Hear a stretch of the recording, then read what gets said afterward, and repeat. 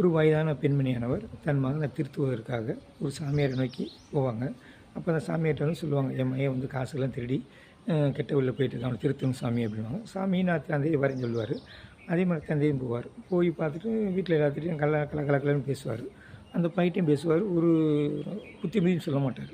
அவங்க அம்மாவுக்கு சங்கடமாக இருக்கும், என்னடா சாமிஜியை வந்து கூப்பிட்டோம் எதுவுமே சொல்ல மாட்டாரே அப்படின்ட்டு. அப்புறம் வீட்டில் சாப்பிட்டு விட்டுட்டு கிளம்புவார். கிளம்பும்போது அவங்க அம்மா ஏக்கத்தோடு பார்ப்பாங்க, என்ன சாமி ஒன்றும் சொல்ல மாட்டார் அப்படின்னு.